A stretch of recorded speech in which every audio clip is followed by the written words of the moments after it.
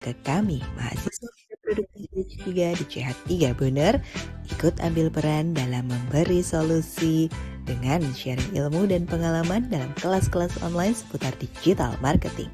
Nantikan Project Passion dari kami. Ada materi digital marketing dari Mbak Nuri, Customer Psychology dari Mbak Rosanti, Copywriting dari Mbak Melati, Sosial Media Marketing dari Mbak Meli, SEO dan SEM dari Mbak Sakinah. Jangan lupa dapatkan special price hanya di flash sale 77. Mari bertumbuh bersama di CH3 Bener.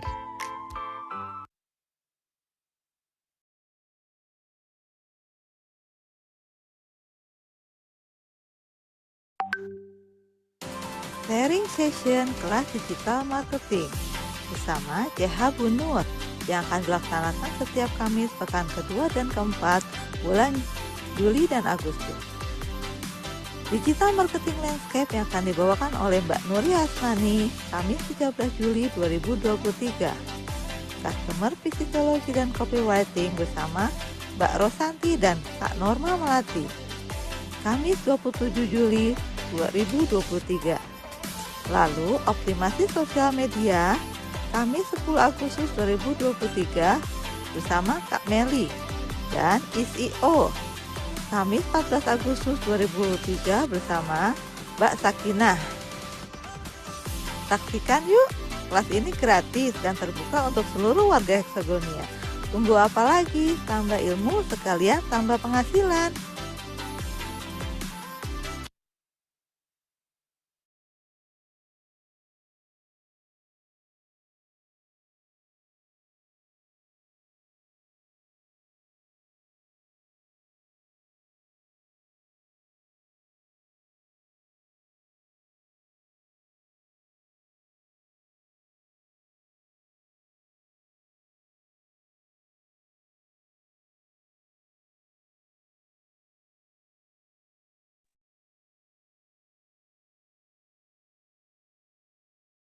Ya, bismillahirrahmanirrahim. Assalamualaikum warahmatullahi wabarakatuh.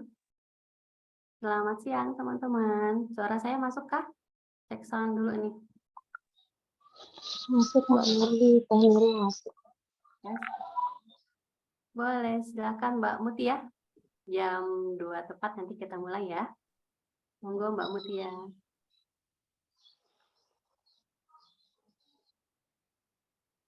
Baik, Teh. Suaranya sampai.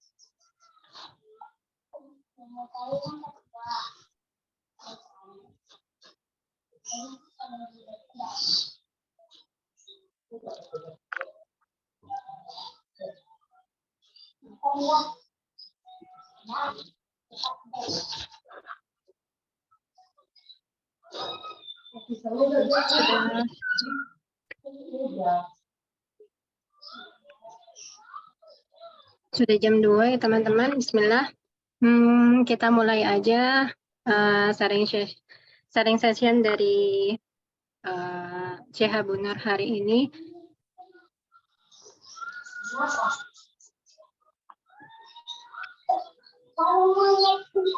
Bismillahirrahmanirrahim. Assalamualaikum warahmatullahi wabarakatuh. Selamat siang waktu Hexagonia. Selamat pagi dari sini, selamat siang dari waktu Indonesia. Perkenalkan saya Mutia dari CH Bunur. Hari ini akan memandu acara sharing session. Yang pertama yang akan dibawakan oleh Teh Nuri dengan materi digital marketing landscape. Oh iya, teman-teman di sini semuanya heksagonia ya. Salam kenal. Sebelumnya teman-teman di sini semuanya baru belajar digital marketing apa sudah mendalami digital marketing? Boleh jawab lewat chat.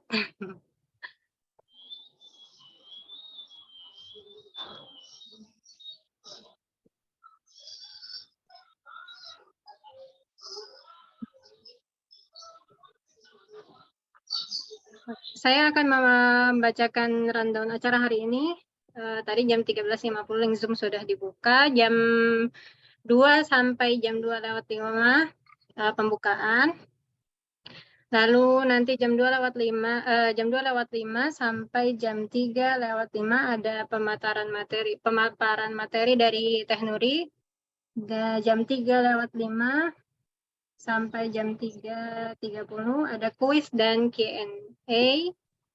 Jam 3:30 penutup.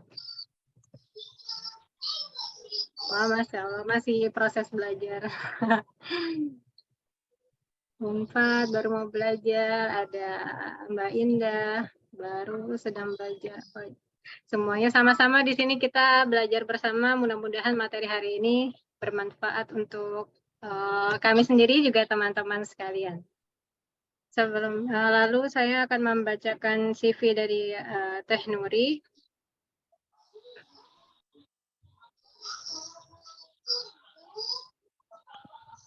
Teh Nuri Hasnani, Masya Allah ya Teh Nuri ini. Sebagai guru dan penulis sudah luar biasa jam terbangnya. Memiliki pengalaman di ibu profesional semenjak tahun 2019 menjadi Manmedcom RCIP, lalu di regional Barat ya Teh ya. Terus menjadi tahun 2021 sampai 2022 Desember manajer program Sekrek, lalu tahun 2020 sampai Desember 2022 menjadi sekretaris regional IP regional Garut. Lalu menjadi sekretariat nasional tim Humas tahun November 2001 sampai Desember 2002. Berarti komunitas Tembok Ilmu tahun mulai Januari 2003 sampai sekarang menjadi tim program. Lalu menjadi capacity building di Sahabat Ibu Pengusaha mulai Maret 2023 hingga sekarang. Teteh juga belajar ikut beberapa pelatihan seperti full stack digital marketing oleh belajarlagi.id, mini bootcamp search engine optimization oleh belajarlagi.id, mini bootcamp copywriter dengan oleh penyelenggara yang sama ya, Teh belajarlagi.id. Oke teman-teman, sudah siap untuk menerima materi hari ini. Mudah-mudahan bisa disimak dengan baik. Nanti Q&A bisa disampaikan lewat kolom chat dan akan dibacakan di akhir sesi sharing session hari ini. Kepada Teh Nuri, saya persilahkan. Terima kasih Mbak Mutia, Masya Allah terima kasih sekali teman-teman. Senang sekali siang hari ini saya bisa menyapa teman-teman semua ya, dan juga bisa belajar bareng dengan teman-teman semua di sini. Saya yakin yang hadir di sini bukan orang baru ya di dunia digital marketing. Kita belajar bareng-bareng di sini. Jadi di sini saya sekedar sharing ya, sharing apa yang sudah saya dapatkan seperti itu. Jadi tidak menutup kemungkinan nanti ada suatu hal yang keliru mungkin ya, mohon diluruskan kalau memang ada yang keliru, dan kalau memang nanti ada yang misalnya kurang-kurang boleh banget ditambahkan gitu. Masya Allah.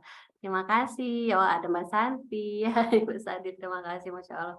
ini spesial, jadi ya dandan dulu ya buat spesial buat, acara PP Buner hari ini, Masya Allah. Terima kasih teman-teman. Saya izin share oh ya tadi, Mbak Mutia udah memperkenalkan saya ya, sedikit koreksi tadi Mbak Mutia, lumbung ilmu itu, adalah salah satu komponen ya yang ada di profesional. Saat ini saya tergabung di komponen lumbung ilmu, di pusat gitu sebagai salah satu tim program di lumbung ilmu gitu ya, koreksinya dikit aja itu. Oke, baik, teman-teman, saya izin share screen ya. Untuk PDF-nya memang belum di-share ya di grup ya. Nanti setelah acara ini insya Allah saya share PDF materinya spesial buat teman-teman yang sudah daftar di flash sale 77-nya CH Buner. Oke, saya share screen dulu ya. Ya, udah tampak kan ya? Oke. Nah, hari ini kita akan belajar bareng-bareng tentang digital marketing landscape. Ya, digital marketing landscape. Artinya pengennya untuk di agenda ini itu memaparkan dari A sampai Z tentang digital marketing. Namun apa daya, karena kita cuma punya waktu kurang lebih kalau pemaparan materinya 1 jam ditambah diskusi gitu ya, kurang lebih 2 jam kita bareng-bareng di sini, tentu bukan waktu yang cukup untuk membahas semuanya gitu ya teman-teman. Jadi di sini mungkin hanya kulit luarnya aja dulu yang apa namanya yang bisa Mungkin pelajari bareng-bareng seperti itu ya. Jadi saya tampilkan ya biar full. Nah, sudah full kan ya? Oke, kita mulai ya. Bismillahirrahmanirrahim. Jadi deg-degan. Baiklah, kita mulai. Kok muncul? Ya. Kenalannya tadi udah. Saya Nur Yasnani, biasa disapa Teh Nuri karena tinggal di Garut gitu ya. Aslinya sih dari Palembang. Kalau di Palembang panggilnya Ayu kan. Tapi karena udah lama di Garut ya udah Teh Nuri aja. Di CH Buner di klaster Bisma Cinema. Nomornya nomor 5, yang mau mampir boleh nanti. Saya ibu 3 orang anak, guru juga, penulis dan suka belajar orangnya ya. Nah, hari ini saya ditemani, oh ini belum diganti nih, harusnya tadinya mau ditemani sama Mbak Dia sebagai host, tapi Mbak Dia ada kepentingan mendadak gitu ya, jadi digantikan sama Mbak Mutia. Nah, Mbak Mutia tadinya mau operator katanya belakang layar, sekarang terpaksa jadi depan layar. Makasih Mbak Mutia ya. Di sini kami bersembilan ya di tim Buner ini, ada Mbak Sakina, ada Mbak Rinda, Mbak Melati, Mbak Santi. Juga ada Mbak Dia, Mbak Nuke, Mbak Mutia, dan Mbak Mel. Tentunya dengan saya yang ke-9. Gitu, ya. Nanti untuk kenalan lebih lanjut boleh sapa-sapa tim Buner yang sudah hadir juga di Zoom hari ini. Nah, disclaimer dulu sebelum kita mulai, sekali lagi karena ini bukan dari expert ya teman-teman, ini kita sama-sama belajar judulnya, tentu masih banyak kekurangannya, boleh banget nanti teman-teman kalau yang tahu, misalnya lebih tahu, lebih ini boleh kita sharing bareng-bareng, boleh ditambahkan gitu ya. Terus kalau ada yang keliru, boleh diluruskan, seperti itu ya, namanya belajar kan ya, tidak menutup kemungkinan ada celah salahnya seperti itu. Jadi saya sangat terbuka kalau ada nanti saran, masukan, karena kita sama-sama belajar. Ya, itu disclaimer-nya.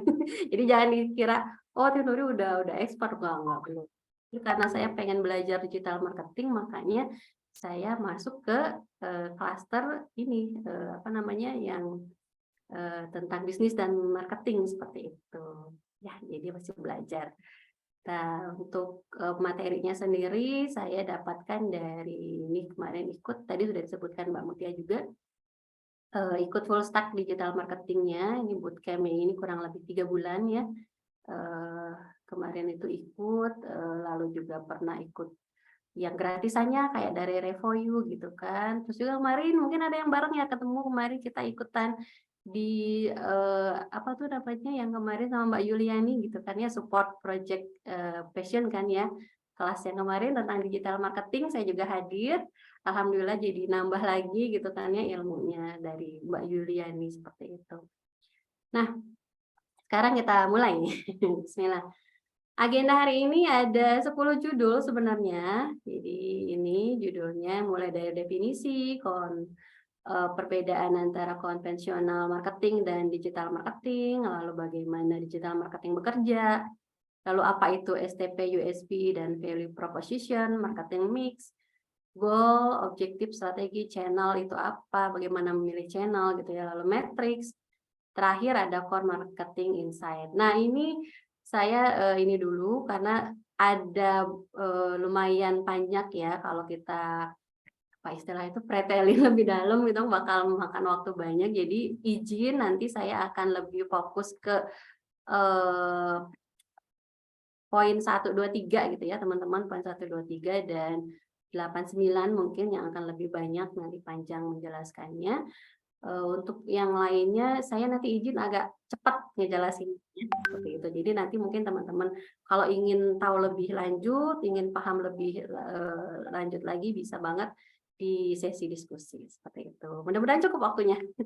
Kalau bisa terkejar semua ya. Bismillah. Oke, kita mulai dengan yang pertama adalah definisi dulu. Apa-apa kalau mau mulai itu kan kita definisinya dulu ya, kita samain ya. Yang pertama tentang marketing dulu. Jadi apa itu marketing? Marketing itu adalah teknik atau cara menyampaikan pesan gitu ya. Pesan tentang apa? Tentang produk. Produk di sini bisa berupa produk barang gitu ya, ataupun juga jasa atau service gitu kan ya.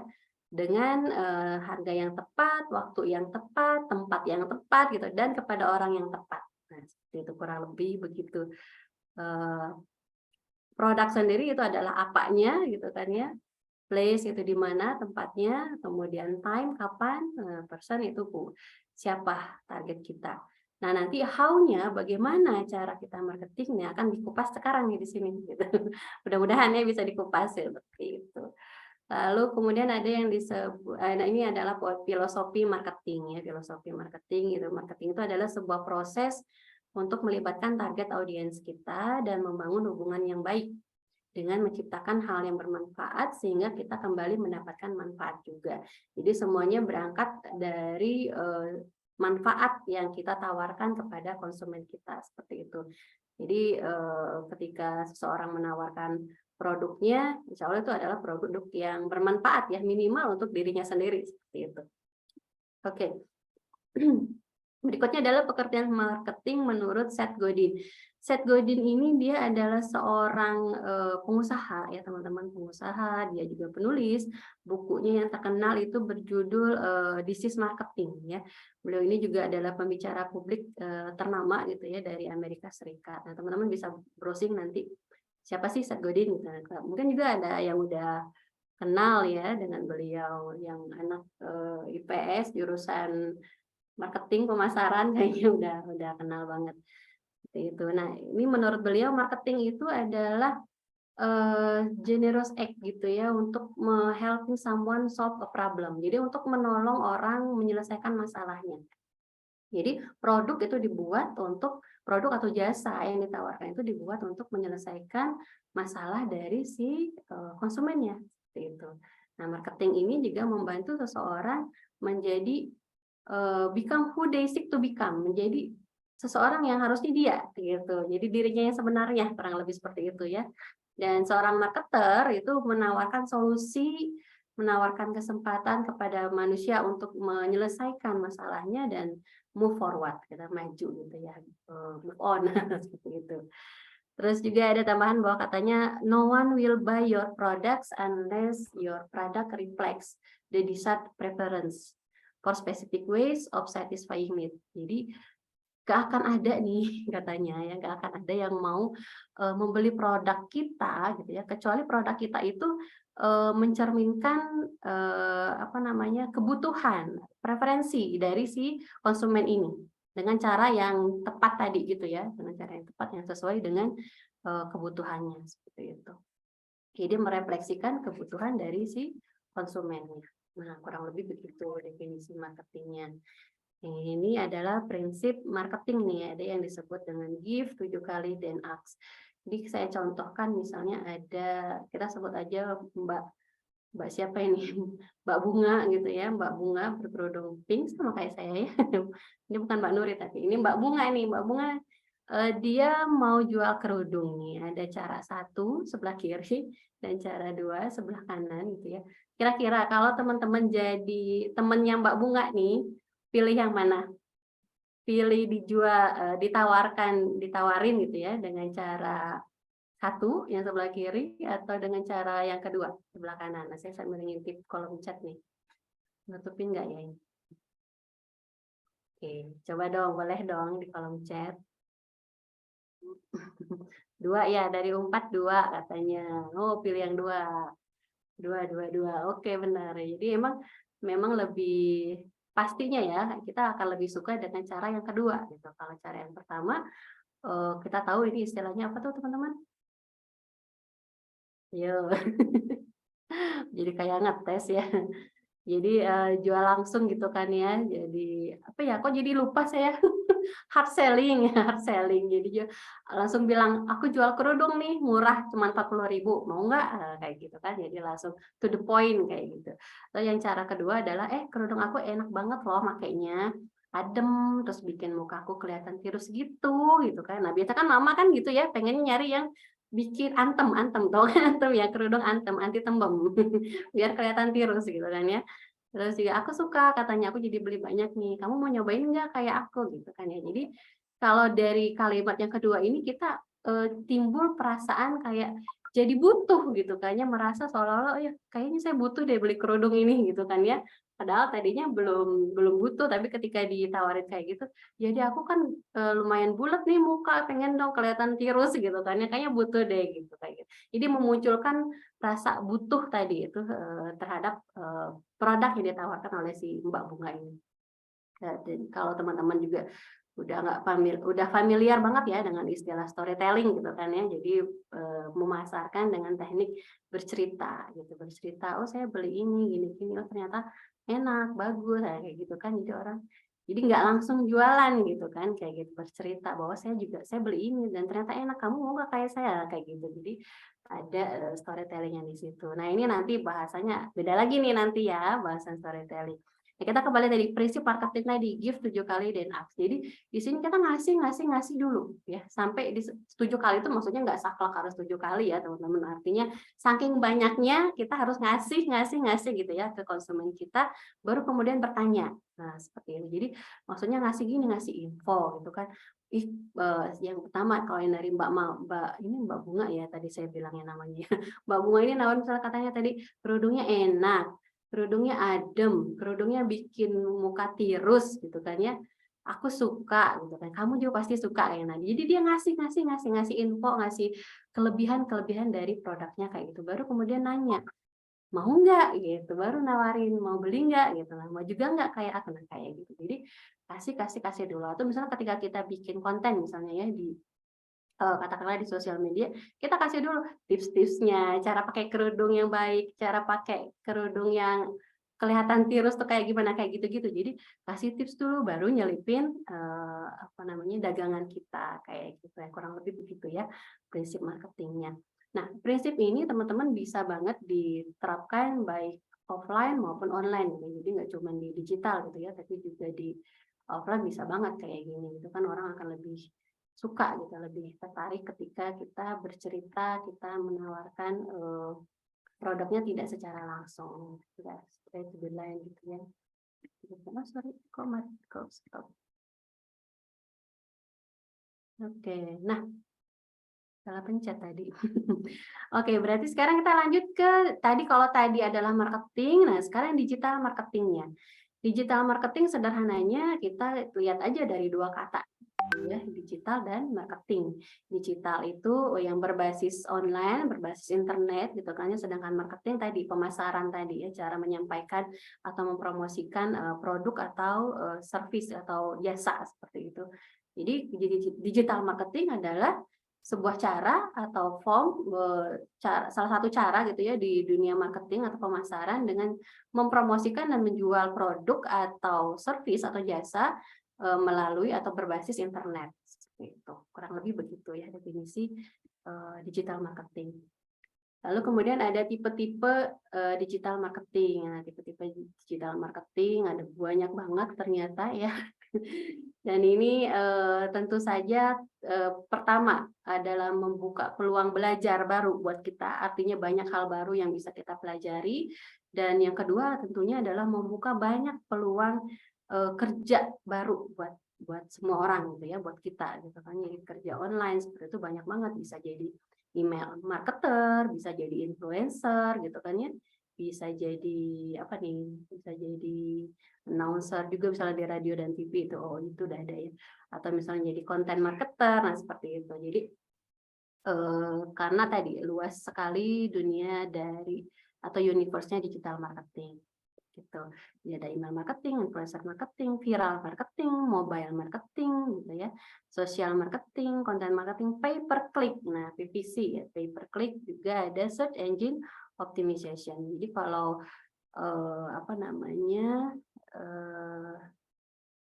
search engine optimization dan pay per click ini yang iklan seperti itu ya, yang iklan berbayar seperti itu. Karena nanti ada penjelasan lebih lanjutnya ya setelah ini. Oke. Sebelum saya lanjut ke digital marketing, saya mau ngasih fakta dulu teman-teman. Ini adalah jumlah atau tingkat pertumbuhan digital ya di dunia. Di dunia ini saya dapat dari sumbernya adalah datareportal.com. Di sini di April 2023 ya datanya ini ya, di update-nya April 2023. Di sini kelihatan bahwa pengguna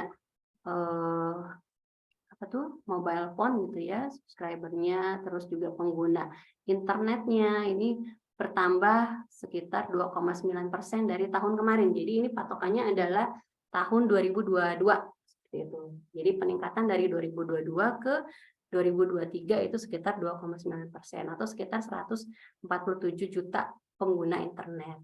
Gitu. Atau misalnya di sini ada data sosial media usernya, yang pengguna sosial media itu meningkat sebesar 3,2% atau sebesar 150 juta pengguna sosial media seperti itu. Ini sebenarnya angka ini agak kecil ya kalau dibanding kemarin di tahun 2019, 2020 ya saat pandemi itu peningkatannya drastis gitu karena orang-orang kan beralih ke digital gitu kan ya karena pada WFH gitu kan semua belajar lewat digital maka peningkatannya cukup drastis gitu, cukup tajam. Nah itu, ini untuk apa? Untuk menunjukkan bahwa pengguna digital ini nggak ada matinya gitu ya. Nah ini masih diprediksi akan terus naik gitu dari tahun ke tahun. Gitu. Jadi ketika kita belajar digital marketing, insya Allah nggak rugi karena nanti bakal pakai terus ya, seperti itu. Karena pengguna digital akan terus meningkat. Nah ini data satu lagi dari indonesiabaik.com. indonesiabaik.id ini adalah pengguna internet di Indonesia yang makin tinggi juga itu katanya ada sekitar 215,63 juta pengguna ya di tahun 2022 ini kalau teman-teman lihat data juga saya tadi sempat browsing juga katanya sekarang penduduk Indonesia populasi di Indonesia itu ada sekitar 277 ya 277,43 juta penduduk ke Indonesia. Nah, bisa teman-teman persentasekan dong berapa persentase pengguna internet di Indonesia aja. Di Indonesia aja ini kan ya. Kalau tadi kan data dunia gitu ya.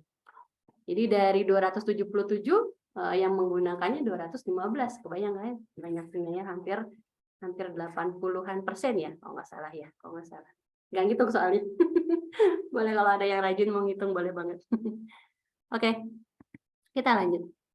Nah,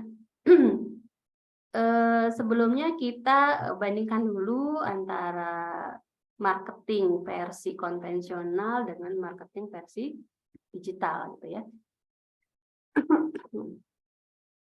Nah, yang konvensional seperti teman-teman tahu, ini kita ada billboard misalnya kalau di jalan itu kan yang kayak spanduk itu. Cuman sekarang sudah ada billboard yang digital ya, yang udah kayak TV gitu kan yang digitalnya. Ini maksudnya yang billboard yang versi lama gitu kan ya, kayak spanduk gitu kan, terus juga ada pamflet, flyer, iklan koran, majalah, televisi yang dulu gitu ya, televisi juga bisa masuk ke sini, masuk ke konvensional. Terus juga, apa lagi ya? Ada lagi nggak? Kalau ada lagi boleh ditambahin contohnya konvensional. Terus kalau digital ya yang berbasis internet, seperti itu. Nah, lalu bedanya apa nih? Bedanya kalau di yang konvensional itu target marketnya itu lebih umum, ya lebih umum. Artinya ketika kita pasang billboard di jalan, itu siapa saja bisa lihat, gitu kan? Siapa saja bisa lihat. Terus yang bukan target pasar kita pun bisa lihat, seperti itu. Jadi sangat umum sekali. Nah, kalau di digital marketing kita bisa bikin spesifik. Si target market kita ini bisa kita buat sespesifik mungkin gitu. Siapa target kita? Apakah anak-anak, apakah ibu-ibunya, ataukah bapak-bapaknya, seperti itu. Jadi bisa dibuat. Lalu kemudian juga kalau di marketing konvensional dia sulit diukur gitu ya. Kalau di marketing digital marketing itu lebih mudah untuk diukur atau measurable, scalable, mudah diukur gitu. Skalanya jelas gitu. Jadi misalnya kita pasang iklan misalnya ya di Facebook Ads atau di Google Ads kan bisa kelihatan gitu ya berapa banyak yang ngeklik iklan kita kayak gitu. Angkanya ada, datanya ada. Jadi dia lebih mudah untuk diukur seperti itu. Terus di marketing konvensional biasanya perlu starting cost yang lebih besar. Jadi kayak misalnya kita pasang iklan baris paling murah di koran gitu kan berapa misalnya harus bayar. Terus kalau iklan kolom berapa kayak gitu. Apalagi kalau misalnya di majalah yang terkenal kayak gitu. Butuh starting cost yang lebih besar. Bandingkan dengan digital marketing yang dia bisa nol cost justru ya kita kalau kita misalnya pakai yang organik gitu kan ya nggak pakai yang paid yang berbayarnya kita nggak perlu ngeluarin uang kayak gitu kan cukup modal internet aja dan sosial media misalnya seperti itu atau misalnya dengan uang yang murah sekali misalnya kita pasang di Facebook Ads itu ada pilihan sampai cuma 10.000 gitu kan sudah bisa menyasar wilayah dengan sekian kilometer seperti itu jadi dia hanya starting cost-nya lebih murah seperti itu. Nah kurang lebih begitu ya perbedaan antara marketing konvensional dengan digital marketing. Sekali lagi kalau ada tambahan dari teman-teman boleh ya buat memperkaya wawasan kita. Oh ini teh kayaknya ada tambahan nih untuk perbedaannya boleh. Oke, ya ini digital marketing is like regular marketing, jadi sama aja sebenarnya, but with freaky laser beams. Artinya dia punya banyak kejutan di sana ya, punya banyak hal yang lebih apa ya, yang cepat seperti itulah kira-kira. Oke, lalu lanjut ke how digital. Udah berapa menit nih? Saya nggak lupa tadi mana. Oke. Biar ada waktu. Nah, kita lanjut ke how digital marketing works. Nah, kalau tadi Mbak Bunga, sekarang saya kasih nama Mbak Mawar deh. Asal jangan Melati ya, Mbak Melati ada di CH Buner. Ini Mbak Mawar misalnya, dia nanya ini, how digital marketing works katanya. Aduh, ketika saya dengar digital marketing atau misalnya gini, saya punya produk nih, terus saya mau pakai digital marketing. Apa sih yang harus saya lakukan gitu kan? Seperti apa gitu, bagaimana gitu caranya gitu. Nah, kurang lebih begini. Ini saya buatkan apa namanya tuh ya, grafisnya lah ya. Jadi siapa tadi namanya? Mbak Mawar ya. Mbak Mawar dengan brandnya, dengan produknya ini bisa barang, bisa jasa gitu kan ya. Ketika dia ingin memasarkan secara digital, maka langkah pertama yang harus dia lakukan itu baiknya adalah membuat website ya, membuat website atau landing page.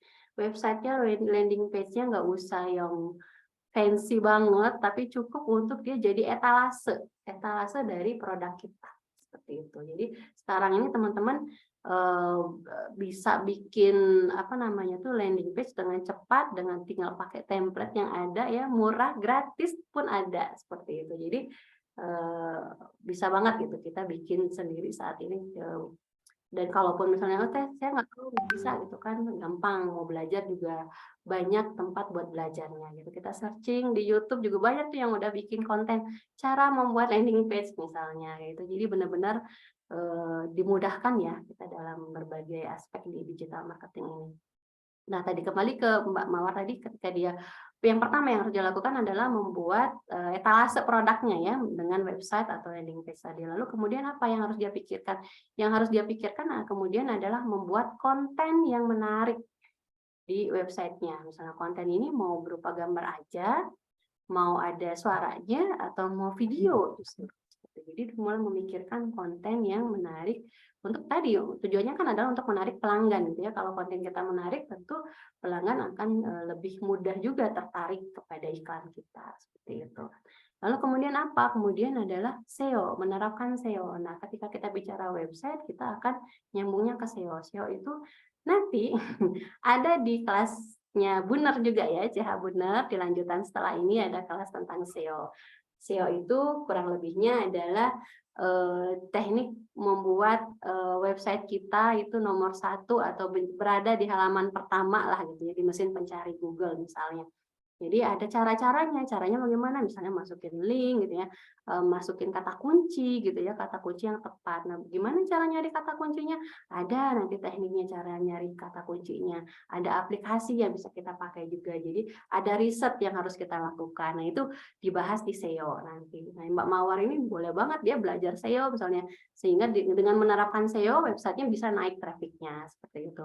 Kalau malas, udah deh saya mau bayar orang aja jadi SEO-nya gitu ya, bisa banget gitu kan, misalnya nyewa, misalnya punya punya lebih nih anggaran buat nyewa SEO-nya, tim SEO bisa, boleh gitu kan. Nah, terus apalagi setelah SEO? Nah, setelah SEO tentunya SEO ini kan butuh waktu, butuh butuh proses lah ya, karena dia organik, kita nggak bayar sama sekali, kita hanya mengandalkan tadi kata kunci yang tepat tadi, sehingga dengan kata kunci ini kita bisa pas dengan apa yang dicari oleh konsumen gitu kan ya, kurang lebih begitu. Nah, lalu bagaimana biar cepatnya gitu, biar cepatnya maka kita bisa pakai PPC advertising.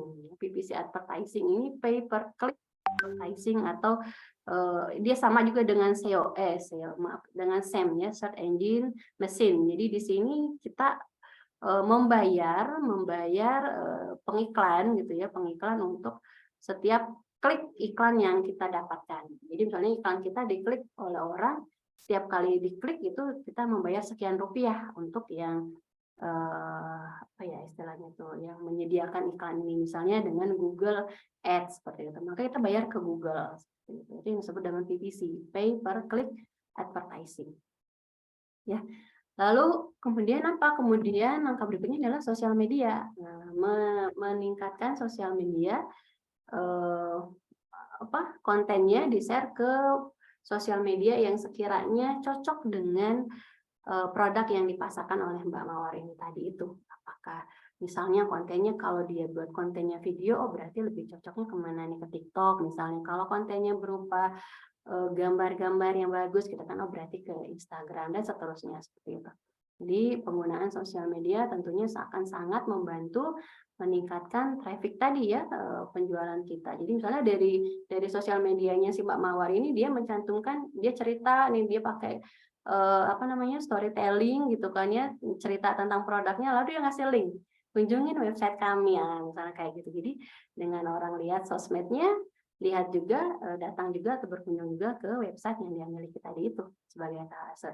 Nah, FYI, for your information, biasanya orang itu akan kebanyakan orang dia tidak berani atau memilih cari aman, tidak belanja di sosial media. Kenapa? Karena khawatir kan ya, takut penipuan segala macam, mereka akan lebih percaya ketika misalnya ke websitenya langsung gitu, atau ke aplikasinya misalnya kayak Shopee gitu ya. Jadi yang sudah terpercaya, dan Shopee pun perlu, kita harus cerdas gitu ya, karena memang ya semakin canggih teknologi, tentu semakin banyak juga yang pintar mengakalinya seperti itu. Jadi tidak terlepas juga dari penipuan, juga tetap harus berhati-hati dalam menggunakan aplikasi yang terpercaya sekalipun ya. Gitu. Jadi cek-recek misalnya kayak ada toko di Shopee misalnya, jangan mentang-mentang di Shopee berarti semuanya tokonya bisa dipercaya, belanja aja enggak. Tapi lihat dulu cek dan recheck dulu gitu kan, cek ini benar enggak gitu kan, dia bintang berapa gitu kan, komentarnya bagaimana gitu kan ya, pasti bisa ketahuan dari situ apakah toko ini bisa dipercaya atau tidak, kurang lebih begitu. Lalu kemudian affiliate marketing. Nah, affiliate di sini kita mengajak banyak orang untuk menjadi perpanjangan tangan kita dalam memasarkan produk kita. Biasanya affiliate ini adalah orang-orang yang sudah menjadi konsumen kita, yang sudah pernah mencoba produk kita gitu biasanya ya. Tapi ada juga sih yang enggak gitu ya, emang sengaja dia nyari kerjanya jadi affiliate gitu kan, ada juga seperti itu. Tentu ada di sini ada perjanjian kayak bagi hasil dan lain-lain ya. Terakhir yang harus dilakukan oleh Mbak Mawar adalah analitik marketingnya. Dia harus melihat bagaimana menganalisis kalau di misalnya kayak di IG atau EB itu kan ada insight ya, insight. Nah, sama kurang lebih seperti itu, melihat insight dari konten yang sudah dia bagikan. Nah, di website juga ada analitiknya, kita bisa lihat bagaimana kunjungan terakhir gitu kan, terus produk apa yang paling laris misalnya sebagainya. Ini ada tekniknya juga, bagaimana menganalisis marketing kita, ada tekniknya, ada aplikasi juga yang bisa kita gunakan untuk membantu mempermudah pekerjaan analisis ini. Nah, itu kurang lebih begitu untuk tadi ya pertanyaan si Mbak Mawar ini, apa yang harus pertama dia lakukan? Karena mulai dari website sampai ke analitik ini tadi. Tuh, teman-teman. Nah, sebenarnya untuk digital marketingnya sebenarnya segini juga udah cukup ya kayaknya gitu ya. Pengetahuan umumnya itu gitu. Cuman kayaknya sayang kalau yang ini nggak saya bagikan ya. Jadi ada yang namanya istilah-istilah yang ada di dunia digital marketing itu, mulai dari STP, USP, value proposition dan lain sebagainya. Nanti kita lihat satu-satu. Oke, masih banyak waktu ya, tenang ya.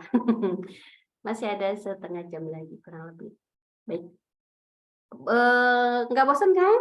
Masih ada orang di sini. Oh, masih ada Mbak Melati. Saya sambil lihat di sebelahnya ada Mbak Melati. Oke, masih ada ya. Masih betah? Mau lanjut atau udahan aja? Masih betah, boleh deh, siap-siap. Kalau masih betah saya lanjut nih. Oke, ini ada STP gitu ya, singkatan segmentation, targeting, dan positioning. Apa itu gitu ya? Tiga kata ini apa maksudnya? Yang pertama segmentation. Ya, segmentation itu artinya membagi pasar atau market menjadi grup-grup customer atau segmen. Ya. Kemudian targeting itu artinya menargetkan segmen yang diyakini paling menguntungkan atau paling sesuai dengan produk kita. Dan positioning itu artinya memposisikan produk dengan cara yang paling bernilai. Gimana maksudnya Teh? Nah, ini. Yang pertama segmentasi. Segmentasi itu teman-teman saya yakin udah familiar dengan ini ya. Segmentasi pasar istilahnya itu dibagi menjadi ada demografi, behavioral, psikografis gitu kan. Ada juga yang baginya 5 gitu. Apa ya? 2 lagi saya lupa. Jadi memang beda-beda gitu ya, ada yang membaginya 3, ada yang membaginya 5, seperti itu, nggak jadi masalah gitu. Jadi ini memang yang namanya ilmu ini luas gitu ya, luas sekali. Nah, yang di sini saya pakainya 3 ya, demografis, behavioral, dan psikografis. Kalau demografis itu berdasarkan usia, pendapatan, jenis kelamin, pendidikan, agama, kebangsaan, dan lain-lain. Contohnya misalnya target market kita ini untuk orang tua atau anak muda nih, untuk laki-laki atau perempuan gitu kan, yang pendapatannya tinggi atau pendapatan rendah gitu. Untuk orang Indonesia atau bisa ke luar negeri, nah kayak gitu, US misalnya kayak gitu. Jadi berdasarkan demografis. Kalau behavioral itu adalah berdasarkan perilaku konsumen atau kebutuhan konsumen. Misalnya konsumen ini dia sukanya langganan atau cuman konsumen 1 kali beli gitu kan, atau dia nasabah yang pakai ATM atau kan nasabahnya yang suka ke kantor cabang kayak gitu. Atau misalnya service lovers versus price shoppers gitu, orang yang lebih mengutamakan service atau yang lebih penting lah harganya murah deh gitu, nggak apa-apa lah belanja di toko itu yang apa sih istilahnya tuh penjualnya tuh jutek gitu ya, yang penting harga dia murah gitu kan, ada yang kayak gitu. Ada juga yang justru kebalikannya gitu, saya lebih suka yang nyaman gitu kan, belanjanya dengan pelayanan yang baik, biarin deh mahal juga gitu kan, asal kita pelayanannya nomor 1 ya kayak gitu. Jadi beda-beda ya, karena tergantung dari konsumennya. Perilaku itu disebut dengan perilaku konsumen. Lalu juga berdasarkan psikografisnya ada karakter, gaya hidup, status sosial, kegiatan, minat, opini, attitude, ya, dan lain-lain. Jadi misalnya ada penggemar A, penggemar B, gitu kan, penyuka teh atau penyuka kopi, gitu, penggemar buku atau penggemar game, dan lain sebagainya. Ini tipe segmentasi, ada 3 ya. Nah, tidak menutup kemungkinan teman-teman menemukan 5 atau 7 segmentasi di luar sana ya. Nah, ini contohnya. Contoh segmentasi, misalnya di sini target market saya bagi menjadi 4 segmen ya. Segmen A, orang dengan penghasilan 1 juta per bulan, kurang dari 1 juta per bulan. Segmen B, segmen C, dan segmen D. Seperti itu, segmen D lebih dari 10 juta per bulan. Misalnya, saya bagi berdasarkan pendapatan ya. Nah, lalu ini yang disebut dengan segmentasi, yang membagi pasar kita menjadi segmen-segmen tertentu. Sesuai dengan produk kita tentunya. Lalu tentukan targetnya. Dari segmentasi yang banyak tadi itu, pilih satu segmen yang menjadi target market kita. Misalnya di sini saya pilih segmen A. Ya, segmen A di sini yang saya pilih. Yaitu orang-orang dengan penghasilan kurang dari 1 juta per bulan lah yang menjadi target market dari produk saya misalnya. Ya. Nah, kesalahan pertama seorang marketer adalah menganggap semua orang sebagai target marketnya. Ayo ngaku siapa yang kayak gini. Saya juga gitu ya. Jadi kita nganggap bahwa produk kita ini untuk semua orang kok, semua orang bisa pakai, semua orang bisa banget ini. Jadi kayaknya semua orang bisa beli produk saya. Gitu. Jadi sebaiknya kita tentukan dulu target market kita ke siapa, untuk siapa. Karena nanti ngaruhnya nanti ke bahasa penyampaian marketing kita. Nah, mungkin teman-teman juga pernah dengar ya, misalnya kita di sosial media itu, misal katakanlah Instagram si A dengan Instagram si B, misalnya jual produknya sama, cuman gaya bahasanya kok beda gitu ya. Yang ini lebih gaul, misalnya yang satu lagi serius. Nah, ternyata target market mereka beda gitu kan. Yang ini targetnya ke para perempuan muda misalnya, yang ini targetnya ibu-ibu rumah tangga misalnya kayak. Jadi nanti ngaruhnya ke bahasa dari atau penyampaian dari marketingnya itu ya. Jadi you can target everyone yet, gitu ya. Fokus on one specific segment. Artinya kita nggak bisa menargetkan semua orang, setidaknya belum, gitu ya, belum. Artinya berarti bisa, nanti bisa kalau misalnya pasar kita sudah besar, sudah artinya sudah bisa menyasar semua orang gitu ya. Jadi untuk saat ini mungkin untuk yang pemula misalnya kita cukup targetkan satu saja. Misalnya untuk target pasar kita buat siapa sih? Buat emak-emak atau buat neng-neng gitu kan ya. Buat anak muda misalnya kayak gitu. Jadi harus jelas di pembagian segmen dan target pasarnya. Itu ibarat kita kalau contohnya itu ya bakar kita punya setumpuk kayu bakar gitu kan ya. Ketika kita ingin menyalakan api di situ, kita nggak mungkin kan misalnya menyalakan api. Kita punya lilin nih, terus kita kelilingin itu si apinya biar semuanya kebakar. Akan sulit nantinya gitu. Cukup kita fokus pada satu titik di kayu itu, pilih satu kayu, kita fokus di satu titiknya, kita bakar dia di situ, nanti setelah kayu yang satu ini terbakar, dia akan menyebar apinya gitu. Nah, sama seperti marketing juga, ketika kita promosi misalnya fokusnya ke, misalnya kayak misalnya saya jualan kerudung, fokusnya di teman-teman sekolah dulu nih, di teman-teman sesama guru misalnya saya tawarin gitu kan. Ya udah fokus ke situ dulu. Nah, dari teman yang sesama guru ini dia nanti cerita, ternyata produknya Teh Nuri enak loh, dia cerita ke keluarganya, cerita ke temannya yang dari sekolah lain misalnya. Nah, akhirnya menyebar. Oh, iya ya, kalau beli kerudung misalnya ke Teh Nuri aja misalnya, enak kan kerudungnya kayak gitu-gitu. Jadi kan si konsumen target awal kita ini dia yang nanti akan menjadi marketer kita gitu. Secara langsung maupun tidak langsung, dibayar atau tidak dibayar seperti itu. Jadi tugas kita yang pertama adalah menjadi pemantik awalnya aja dulu gitu. Fokus pada satu segmen pasar dulu. Kurang lebih begitu ya. Nah, berikutnya adalah di sini misalnya ada di pasar ya, ada di pasar ada buah-buahan, di situ ada buah yang mengandung vitamin A, vitamin C, vitamin D gitu kan ya. Nah, kita fokus satu aja yang menjadi USP kita ya, unique selling point. Nah, mungkin ada yang udah familiar dengan istilah ini, USP, unique selling point, itu adalah apa yang membuat produk kamu berbeda atau unik dibandingkan kompetitor sebelahmu. Ini yang menjadi unique selling point-nya. Positioning-nya di mana? Oh, positioning itu begini. Jadi misalnya ini buah ini mengandung vitamin C. Vitamin C itu adalah sebagai obat sariawan. Maka produk yang kita tawarkan buah ini adalah diposisikan untuk orang yang menderita sariawan. Artinya target penjualannya adalah orang yang mencari vitamin C, orang yang menderita sariawan seperti itu. Itu yang disebut dengan positioning. Lalu kemudian ada yang namanya value proposition. Itu value atau nilai atau manfaat yang akan didapatkan konsumen dari produk kita. Kalau value proposition dari contoh ini adalah berarti untuk menyembuhkan obat atau menjadi obat sariawan seperti itu. Ya, kurang lebih begitu belibetnya.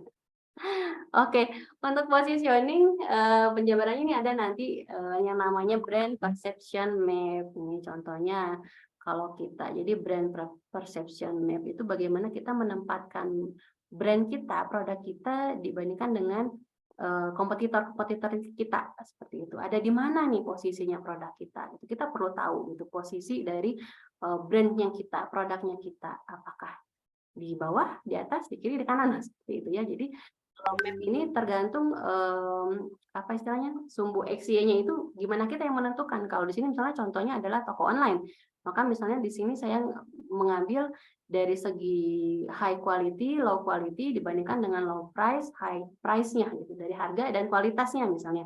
Atau bisa juga nanti teman-teman membuat map-nya itu misalnya produk kita misalnya apa tadi kerudung ya, misalnya kerudung berarti oh yang kita bandingkan adalah nyaman tidak nyaman sama apa misalnya lebar dan tidak lebar si kerudungnya gitu kan, ukurannya misalnya, atau bahannya misalnya lembut dan tidak lembut, jatuh nggak jatuhnya si bahannya itu kerudungnya kayak gitu.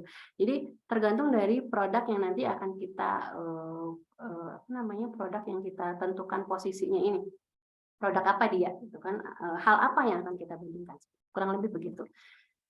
Nah, jadi tugas kita adalah menganalisis produk kita gitu ya, riset dan riset.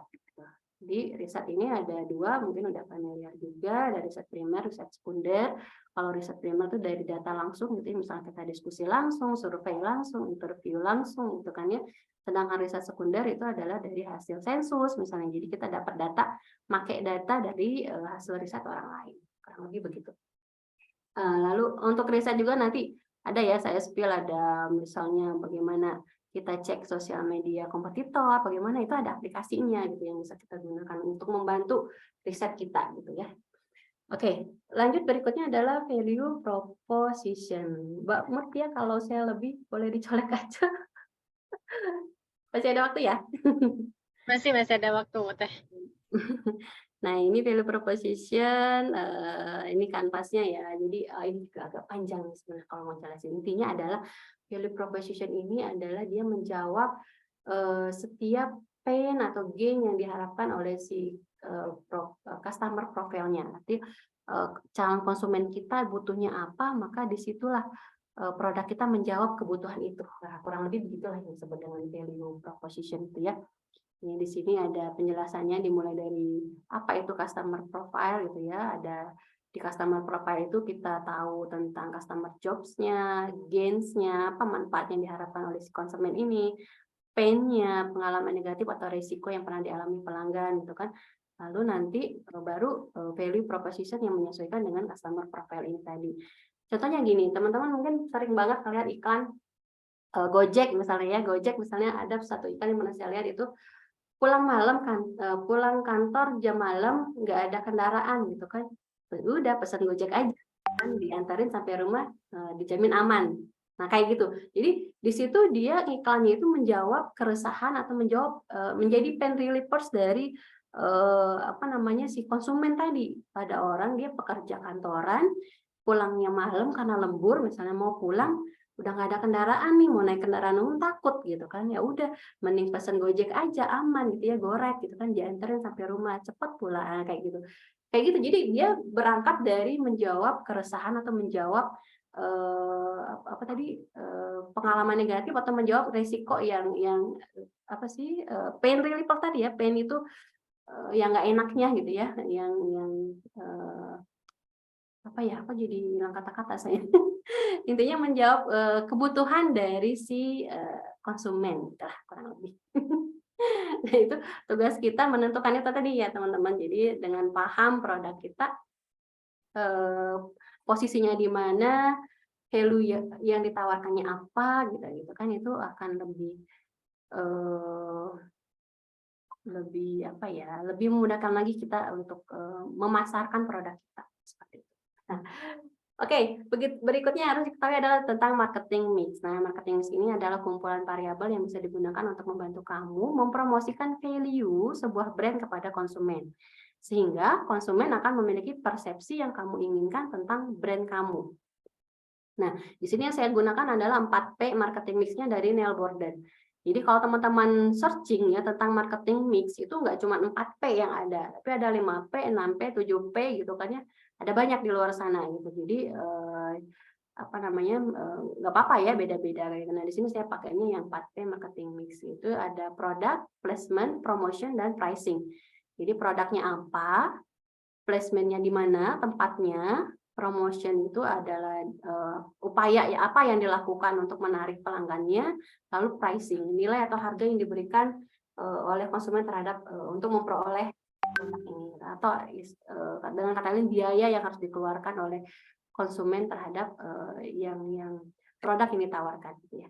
Misalnya teman-teman bisa banget cari browsing tentang bedah 4P brand ternama, misalnya mau, saya jadi kayak ambasador Gojek ini ya, contohnya Gojek lagi. Enggak, saya nggak dibayar sama Gojek ya. Jadi misalnya marketing mix 4P-nya Gojek gitu kan, ada nanti yang udah ngejelasin, oh Gojek itu gini-gini, produknya ini, targetnya ini, person yang ditujunya ini, nilai yang ditawarkannya begini. Jadi di situ dijelaskan intinya adalah apa yang ingin ditampilkan oleh si yang punyanya Gojek ini terhadap konsumennya, atau dengan kata lain inginnya konsumen itu melihat produknya ini sebagai apa, seperti itu, dengan apa ya, wajahnya dari brandnya itu seperti apa, itulah kurang lebih ya. Jadi menentukan 4P tadi,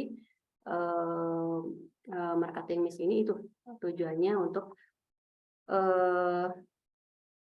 wajah seperti apa yang ingin kita tampilkan kepada konsumen, kurang lebih begitu. Belibet ya.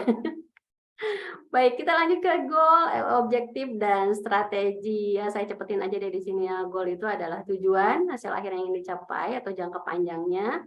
Objektif itu adalah target jangka pendeknya atau langkah-langkah atau milestone yang kita tetapkan, yang itu nanti akan menuju kepada goal yang tadi. Nah, contohnya misalnya goalnya adalah meningkatkan penjualan. Lalu dari goal ini kita turunkan objektifnya. Objektifnya misalnya dengan meningkatkan kunjungan ke website sebanyak 10.000 user. Nah, itu objektif yang pertama misalnya. Dari objektif ini kita turunkan lagi strateginya. Supaya objektif itu tercapai, maka kita perlu melaksanakan strategi apa? Misalnya yang kita gunakan adalah SEO strategi gitu kan, Search Engine Optimization strateginya gitu. Supaya tadi objektifnya tercapai dan tujuan utamanya yaitu meningkatkan penjualan yang tercapai. Nah, kurang lebih begitu.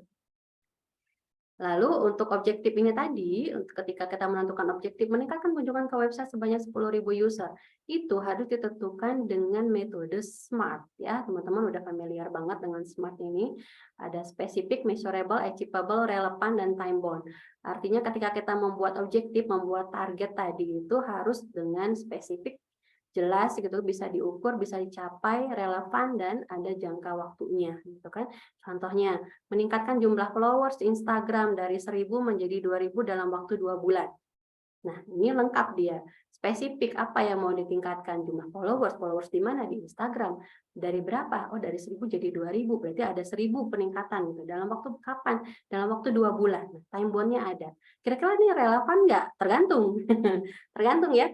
Kalau kita membuat ini kayaknya relevan dengan Instagram kita gitu misalnya, karena ada juga yang udah bisa gitu ya meningkatkan 1.000 followers hanya dalam waktu 1 bulan misalnya, sangat bisa terjadi gitu. Jadi relevan mungkin untuk yang ini dia bisa relevan. Kalau misalnya untuk kita yang jarang posting kayaknya nggak relevan gitu ya, 1.000 followers dalam waktu 2 bulan gitu ya. Jadi kembali lagi ya.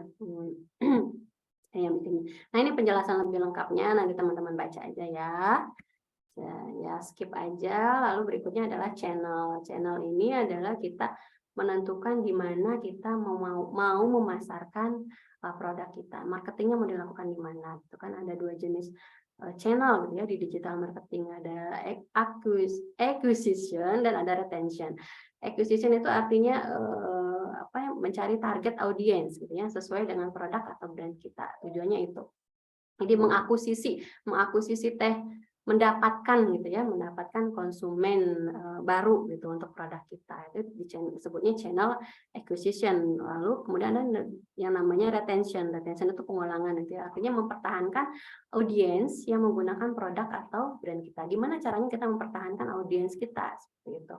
Nah, kita ke akuisisi dulu ya. Bagian akuisisi ini ada 2, ada paid, ada organik. Ada yang berbayar, ada yang tidak berbayar. Untuk yang berbayar kita bisa melakukan iklan atau promosi di FB atau IG Ads, Google SEM, TikTok Ads, LinkedIn Ads, influencer marketing atau call gitu ya. Lalu organik misalnya dengan membuat konten di platform yang gratis tentunya, misalnya tadi dengan SEO gitu kan ya, dengan sosial media organik dan juga komunitas. Lalu retention gimana? Retention bisa dengan CRM. CRM ini ada nanti aplikasinya teman-teman. Untuk membantu kita memudahkannya itu dia bisa dengan email marketing, bisa dengan push notification, bisa dengan SMS marketing. Tentu ini perlu di istilahnya dipelajari lebih lanjut gitu kan, ketika kita mengirimkan email gitu kan, email marketing itu kan ada teknik-tekniknya, ada langkah-langkah yang harus ditempuhnya seperti itu. Nah, itu yang nanti dibahas di CRM ini gitu ya, bagaimana mengelola data konsumen kita yang banyak gitu ya, yang bisa mungkin teman-teman pernah gitu kan berlangganan email gitu kan ya, dari siapa misalnya, dari platform apa misalnya kayak gitu. Nah, nanti kita dikirimi ketika kita subscribe gitu kan, kita akan dikirimi email tiap hari gitu kan sama mereka. Nah, kurang lebih seperti itu ya email marketingnya. Lalu bagaimana cara memilih channel yang tepat? Nah, untuk memilih channel yang tepat perhatikan 3 hal ini. Yang pertama skalanya, yang kedua adalah targetnya, yang ketiga CAC-nya. Nah, skalanya ini adalah seberapa besar jangkauan dari channel tersebut. Misalnya kita mau bandingin nih antara Instagram dengan TikTok, yang mana yang lebih besar ini jangkauannya gitu ya. Kalau misalnya berupa video, berarti kalau video lebih luas jangkauannya di TikTok aja misalnya kayak gitu. Jadi kita lihat dulu, cek dulu skalanya, seberapa besar jangkauan yang ingin kita capai dari channel tersebut. Yang kedua adalah targeting, ya, jenis target apa yang ditargetkan oleh si channel tersebut. Jadi jangan sampai kita salah, misalnya kita mau ngiklanin video tapi ngirimnya misalnya ke sekarang itu udah pada bisa ya ke Twitter misalnya, udah bisa ya sebenarnya Twitter, tapi kurang kayak kurang abdol mungkin ya, ada yang lebih tepat lagi misalnya kayak gitu. Kalau Twitter kan lebih enaknya threads, walaupun sekarang di Instagram juga udah ada threads gitu kan ya. Jadi copy paste-nya Twitter kayak gitu ya, kayak gitulah. Jadi di mana-mana bisa ya jadinya sekarang. Oke, yang ketiga adalah CAC. Itu CAC ini nanti ada ya, setelah ini saya bahas ya. Itu biaya yang diperlukan untuk mendapatkan satu customer baru. Nah, lalu untuk targeting tadi yang ini ya, yang tadi kan. Targeting, nah ini tadi yang kedua. Targeting itu bisa misalnya gini, kalau kita mau nargetingnya berdasarkan behaviornya, berdasarkan perilaku si konsumennya, itu kita bisa pakai Google Ads misalnya. Atau misalnya kita mau nargetinnya itu berdasarkan target demografisnya, maka kita bisa pakai FB Ads atau IG Ads. Nah, kurang lebih seperti itu teman-teman. Jadi lebih butuh riset lebih lanjut gitu ya. Nah, nanti ada di terakhir. Oke. Ke metrik. Nah, ini CAC ini adalah salah satu metrik gitu ya, metrik yang ada di dunia digital marketing. Apa itu metrik?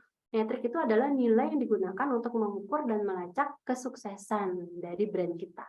Ada banyak banget ya metrik yang ada di digital marketing. Ada CAC, CLTV, CPC, CPL, CTR, CPM, ROI gitu kan, bounce rate, ada unit visitor, ada exit rate dan lain-lain. Oke, kalau teman-teman cari ya banyak gitu ya metrik yang ada di digital marketing. Terus terang juga pas aduh banyak banget gitu kan, pusing kalau mau dipelajarin semua gitu kan ya. Nah, Si CAC ini yang tadi udah disebutkan itu dia adalah raja di rajanya metrik di digital marketing atau yang paling basic lah gitu kan ya di digital marketing itu CAC namanya.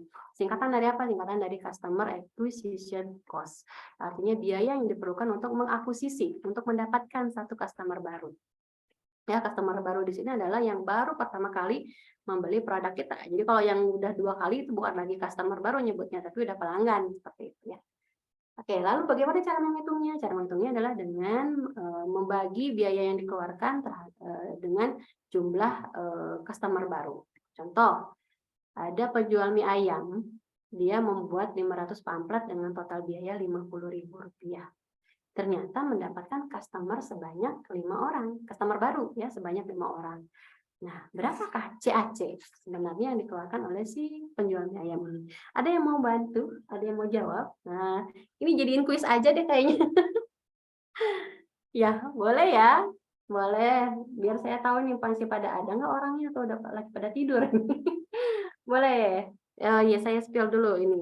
Nah, rumusnya nih, biaya yang dikeluarkan dibagi jumlah customer baru yang didapatkan. Boleh langsung hitung, sengaja dikasih angka yang gampang ya itu ya, biar enak kebaginya. Ada yang mau jawab? Ada? Ya, ayo.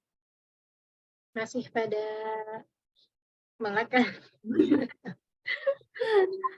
Ya khawatirnya saya sendirian gitu. Hore ada Teh Hani nih, Teh Hani Hardianti, Rp10.000 katanya. Teh Hani, oh iya udah ada Teh Indah ini juga Rp10.000. Oke, nih dicatat nih Mbak Sakinah dan teman-teman ya, tandain ya. Teh Hani adalah pemenang pertama apa namanya? Apa tuh? Apa? Jadi hilang kata saya apa ya? Kuis ya, Kuis. door prize. Kuis. Prize ya, ada door prize ya. Untuk tadi nggak janjiin door prize ya, tiba-tiba ada door prize. Yeay. Selamat buat Mbak Hani ya, dapat door prize dari tim CH Buner. Nanti sama Mbak Sakinah dan teman-teman dicolek ya. Door prize yang pertama dapat sama Mbak Hani. Ya, betul ya. Jadi, alhamdulillah ya, berarti ada yang nyimak. Iya, alhamdulillah selamat Mbak Hani. Nah, jadi kita hitung ya. Nah, kita hitung di sini si penjual mie ayam. Ya, kok nggak maju? Oke. Oke. Ini saya salah pencet ya. Nih, jadi Rp50.000 itu adalah biaya yang dikeluarkan untuk membuat pamfletnya dan dia mendapatkan 5 orang pelanggan baru. Jadi dibagi 5, 50.000 dibagi 5 adalah Rp10.000. Artinya apa? Artinya si penjual mie ayam ini mengeluarkan biaya sebesar Rp10.000 untuk mendapatkan 1 orang customer baru, ya, pelanggan pembeli yang baru gitu. Nah, nanti balik lagi nanti kenapa kita perlu belajar CAC supaya kita tahu ini apa yang kita lakukan ini apakah dia mendatangkan profit ataukah justru bikin boncos gitu ya, bikin rugi kayak gitu. Kayak Bapak menjual mie ayam ini kayaknya sayang gitu ya ngeluarin 500 pamflet dengan biaya sekian cuman dia ngeluarin 10.000 untuk dapat 1 orang pelanggan, sedangkan misalnya harga mie ayamnya cuman Rp7.000 misalnya gitu kan, tekor kan ya jadinya, kurang lebih begitu. Nah, jadi kita penting mengetahui CAC ini supaya kita juga tadi ya selain bisa tahu profit bisnis kita ini profitable atau enggak, juga untuk tahu mana channel yang paling efektif untuk mengiklankan produk atau layanan kita gitu. Nah, suatu bisnis itu disebut dia profit atau menguntungkan itu apabila CAC-nya lebih kecil dibanding CLTV ya. CLTV itu apa? CLTV itu adalah customer lifetime value atau nilai atau profit yang dihasilkan oleh satu customer selama dia menjadi user atau pelanggan atau pembeli produk kita. Contohnya gini, si bapak penjual, tadi nggak nyebut bapak ya, apa ya? Penjual mie ayam ini tadi ya dia CAC-nya adalah 10.000 per pelanggan gitu ya, 10.000 dia ngeluarin biayanya, lalu kemudian misalnya ada satu pelanggan yang dia loyal gitu ya, dia rajin beli mie ayam, saking rajinnya misalnya seminggu bisa 3 kali seminggu 3 kali makan mie ayam, beli ke kita gitu ke penjual mie ayam tadi, misalnya berarti dalam 1 bulan dia berapa kali beli itu? 3 kali 4 minggu gitu ya. Katakanlah 4 minggu, 3 kali 4 kan 12 kali beli. Nah, satu mangkok mie ayam misalnya harganya 7.000. Dari 7.000 itu si penjual ini sebenarnya cuma untung Rp1.000 misalnya gitu kan. Oh, berarti profit yang dia dapatkan dari satu customer ini adalah 1.000 kali 12.000 dalam 1 bulan misalnya dari satu customer tadi ya. Nah, kalau dibandingkan dengan CAC-nya, CAC-nya itu 10.000 per apa namanya, per konsumen ya, yang dia dapat konsumen baru, dibandingkan dengan satu customer tadi yang loyal tadi itu. Oh, berarti masih untung 2.000 seperti itu. Kurang lebih begitu. Nggak rugi-rugi amat gitu. Kalau si pembelinya tadi ya loyal gitu, belinya sampai 3 kali dalam seminggu misalnya. Kurang lebih begitu. Itu CLTV ya. Nah, ini. Goal kamu sebagai marketer itu adalah mendapatkan CLTV yang lebih besar dibandingkan CAC. Gitu. Aduh, pegal. Oke, ya. Nah, berikutnya terakhir ini adalah core marketing insight. Wah, cukuplah, bismillah ya. Core marketing insight ini kalau kita di ibu profesional ada namanya core value gitu ya. Di marketing juga ada core marketing insight gitu. Apa itu? Jadi ada yang namanya data, ada yang namanya insight ya. Data itu adalah unit atau information yang biasanya berupa angka gitu ya, dikumpulkan itu dengan observasi, dengan riset, dengan ya riset gitu ya. Kalau insight adalah memahami atau interpretasi dari si konsumen, data konsumen dan kebutuhan konsumen. Oke, insight yang didapatkan. Nah, ada 3 core insight ya yang perlu kita tahu ya, yang perlu kita aware gitu kan kayak gitu. Jadi ada 3 yang pertama adalah consumer insight, yang kedua product insight, dan yang ketiga competitor insight. Apa itu consumer insight? Consumer insight itu adalah memahami siapa konsumen kita. Ya, apa yang mereka sukai atau tidak sukai, tren mana yang mereka ikuti, perilaku, preferensi, dan kebutuhan mereka itu apa. Lalu untuk produk tadi ya yang sudah dibahas sebelumnya ya, cara kita memahami produk kita gitu kan ya, kelebihan produk kita apa gitu ya, keunggulan produk kita apa, yang tadi dengan yang positioning tadi, value proposition yang tadi itu gitu kan ya, itu adalah cara kita memahami produk kita gitu, produk insight. Lalu kompetitor insight. Nah, kompetitor insight ini perlu juga. Kenapa? Karena dengan mempelajari kompetitor kita juga akan membantu kita untuk lebih memahami pasar nantinya gitu. Jadi ketika kita bisa mengidentifikasi keunggulan dan kelemahan kompetitor, itu nanti menjadi sarana untuk memahami pilihan yang perlu kita lakukan atau perlu kita sajikan ketika memasarkan atau menargetkan market kita. Kurang lebih begitu ya. Jadi ada pemahaman tentang konsumen, pemahaman tentang produk, dan pemahaman tentang kompetitor. Nah, untuk kompetitor ini juga ada namanya nanti aplikasi namanya Social Blade misalnya. Itu untuk melihat dari sosial media A kita bandingin sama sosial media B yang dia sama-sama bahas tentang apa misalnya tentang parenting misalnya kayak gitu. Jadi kita bisa cek di sana ya, teman-teman. Nah, jadi oh ya untuk consumer insight-nya misalnya ini kita lihat dari ini juga udah ada ya tadi ya di customer di value proposition tadi gitu ya. Ada customer insight-nya itu kita lihat dari customer jobs, pain point-nya, gain point-nya kayak gitu kan ya. Kita cek di situ. Nah, tugas kita kemudian adalah menanyakan sebanyak 5 kali. Ini juga pernah kalau ada teman-teman yang ikut kelas SIP ya, sahabat ibu pengusaha itu sama Mas Elan waktu itu. Saya lupa judulnya itu sama ya, prinsipnya adalah 5 why. Tanyakan 5 kali. Why gitu. Tanyakan kenapa sampai 5 kali. Jadi nggak cukup puas dengan 1 kali jawaban. Misalnya gini, kenapa kamu mau beli produk saya? Oh, karena murah gitu. Kenapa murah? Misalnya tanya lagi, apa cuman karena murah? Oh, karena lebih mudah didapatkan ketimbang si kompetitor misalnya. Terus apa lagi gitu? Kenapa pilih produk saya gitu? Oh, karena resellernya ramah misalnya, dan seterusnya kayak gitu. Jadi kita tanyakan terus. Atau justru kebalikannya misalnya,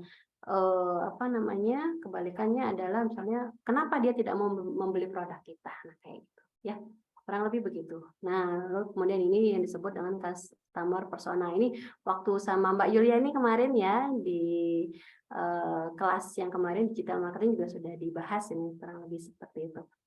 bagaimana kita menentukan customer persona kita atau yang sekiranya orang yang paling cocok dengan produk kita ini siapa, seperti itu. Ini disebut dengan customer persona, mulai dari kerjaannya apa, misalnya, atau lokasinya di mana, dan seterusnya gitu kan.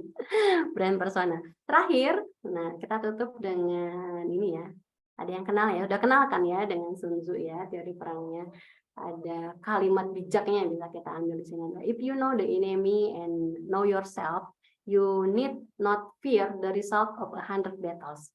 If you know yourself but not the enemy, for every victory gained, you will also suffer a defeat. If you know neither the enemy nor yourself, you will succumb in every battle. Jadi maksudnya gini, ketika kita mengenal musuh kita dan mengenal siapa diri kita nggak perlu takut akan, meskipun harus menghadapi 100 pertempuran seperti itu. Dan jika kita mengenal diri kita tapi tidak mengenal musuh kita, gitu ya, maka untuk setiap kemenangan yang kita peroleh, sesungguhnya kita sudah menderita kerugian, kekalahan, seperti itu.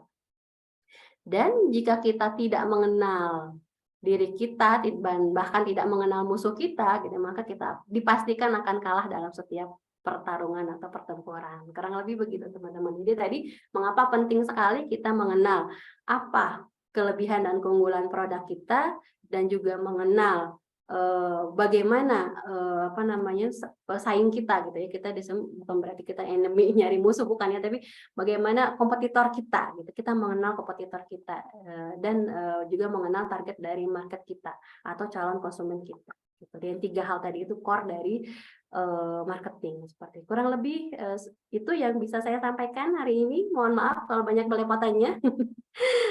Kita lanjut di diskusi berikutnya. Oh ya, di sesi diskusi maksudnya. Nah, sebelum itu ada bonus nih buat teman-teman semua. Bonusnya itu adalah aplikasi yang bisa teman-teman gunakan. Saya spill ya, mungkin ada yang udah tahu juga gitu kan ya. Ini ada, tadi sempat saya sebut misalnya Social Blade gitu kan. Social Blade itu adalah aplikasi yang bisa teman-teman, website yang bisa teman-teman buka untuk mengetahui bagaimana kompetitor kita. Nah, kita ingin mengecek website A bagaimana, websitenya B bagaimana, itu bisa dari Social Blade gitu kan. Ada Hotsuite juga. Lalu untuk research tadi ya, misalnya kita mau belajar SEO nih, tadi SEO itu research keywordnya pakai apa nih, misalnya bisa dengan Google Analytics, bisa dengan Google Trends untuk melihat trends yang sekarang terkini gitu kan. Sekarang lagi rame apa nih, lagi happeningnya apa gitu kan ya, bisa dari situ. Atau dari Ahrefs-nya, Ahrefs saya pernah nyobain pakai Ahrefs juga, dan macam-macamnya, ada Google Data Studio juga. Lalu kemudian untuk paid marketingnya itu ada Google Ads, Facebook Ads, Instagram Ads gitu kan. Untuk CRM, nah tadi ya sempat kita bahas ya, CRM tadi untuk retention ya, yang tadi ya retention, bagaimana kita mengelola konsumen kita yang sudah loyal kepada kita, yang sudah jadi pelanggan. Kita bisa gunakan ini Mailchimp atau Airtable tadi. Lalu untuk landing page, nah ini saya udah nyobain nih bikin pakai card, itu seru banget ya, enak ya. Jadi sangat memudahkan dalam membuat landing page gitu ya, membuat website gitu.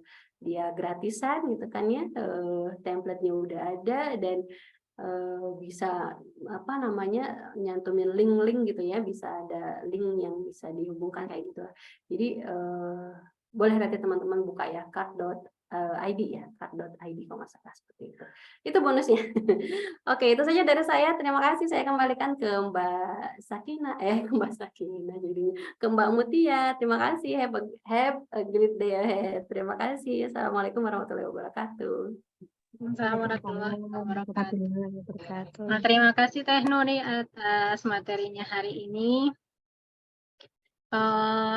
Luar biasa ya teman-teman, materi Teh Nuri ini rasanya nggak cuma cover depannya. Sudah banyak sekali nih, sudah lengkap sekali.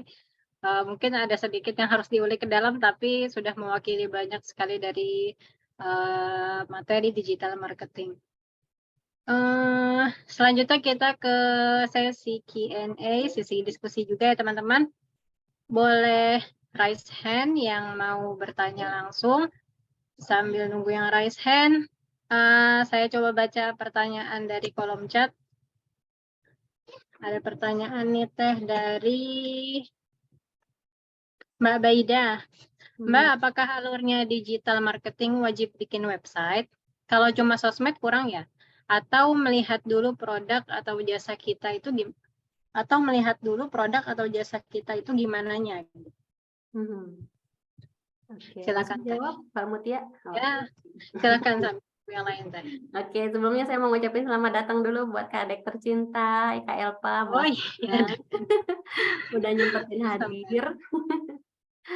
Makasih banget ya. Oke, saya coba jawab pertanyaan dari Mbak Baida ya, dari Lensa First. Makasih Mbak Baida. Mbak, apakah alurnya digital marketing itu wajib bikin website? Gitu kan? Enggak wajib sih. Tidak ada yang mewajibkan. Jadi maksudnya tadi ketika saya membuat skema tadi itu ya adalah alur berpikirnya. Jadi yang awalnya itu kita buat website itu adalah tujuannya tadi untuk menjadi etalase produk kita. Katanya kalau misalnya produk kita banyak, kita ingin lebih terlihat profesional gitu ya, maka membuat website adalah sebuah keharusan buat kita gitu. Tapi misalnya kalau kita baru baru memulai, baru cuma satu produk, ya udah di sosial media aja dulu digencarkan yang organik dulu gitu, nggak apa-apa. Jadi bukan sebuah kewajiban, namun apa namanya tuh ada kayak alur berpikir aja gitu ya. Oh, step-stepnya yang pertama ini, yang kedua itu, yang ketiga ini gitu ya. Seperti itu. Jadi lebih ke sana gitu untuk memudahkan kita apa ya, kalau ibaratnya itu mengurai benang kusut gitu kan banyak tadi ya marketing universe-nya digital marketing itu banyak gitu kan ya. Nah, untuk mengurainya tadi yang pertama ini dulu kita buat landing page-nya gitu kan, landing page-nya kemudian di situ tempat kita jadiin etalase produk kita yang banyak gitu kan. Orang-orang bisa melihat produk kita di situ gitu kan, ibaratnya pajangan lah ya. Kalau kita jalan-jalan misalkan di jalan lewat toko kue, kita tahu itu toko kue karena ada etalasenya kan, kelihatan itu yang dipajang gitu ya, dia di kuenya gitu, dan dengan etalase itu kan kita jadi tertarik untuk beli. Nah kayak gitu kurang lebih begitu. Jadi sekali lagi tidak wajib, tapi itu nanti menjadi sebuah nilai plus buat kita kalau kita bisa apa tadi menyediakan gitu ya, showcase tadi ya, buat memajang produk-produk kita di dalam website seperti itu.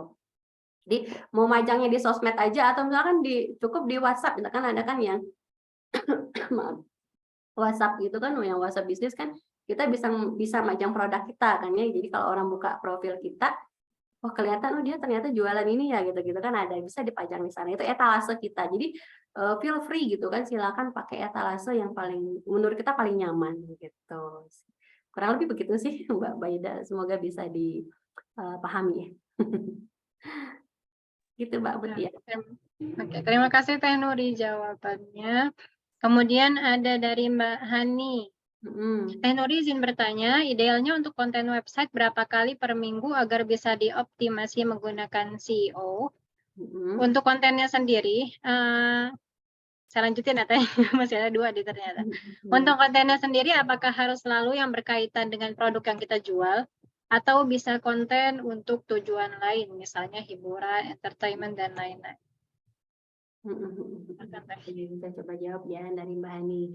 Idealnya untuk konten website itu, jadi kalau untuk SEO sendiri ya itu sehari itu 3 kali idealnya. Sehari 3 kali kita upload konten gitu di website kita. Tapi kembali lagi ke kita ya yang menjalaninya. Kalau emang sanggupnya cuma sekali sehari gitu nggak apa-apa gitu. Tapi memang ada juga yang menargetkan misalnya sehari bisa 5 kali gitu kan. Tapi yang dari yang saya baca gitu ya selama ini itu adalah minimal itu 3 kali dalam sehari loh, sehari bukan per minggu kan. Kalau Mbak Ani nanya dalam per minggu ya, kalau per minggu berarti berapa? 3 kali 7 gitu ya.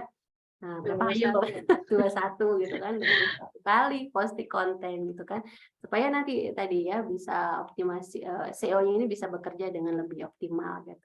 Nah, kalau penasaran dengan SEO nanti ikut lagi ya kelas CH Buner yang membahas tentang SEO di 2 pekan lagi ya, 2 pekan lagi insya Allah gitu.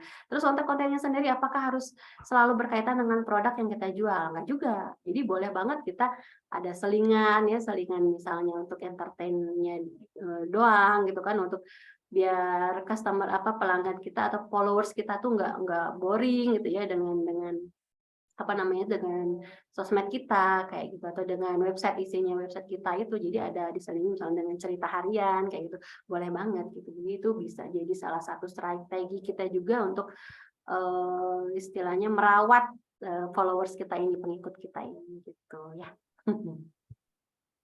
Gitu. Baik, Teh Nuri. Terima kasih. Ada lagi yang ingin bertanya? Yang mau bertanya langsung bisa raise hand.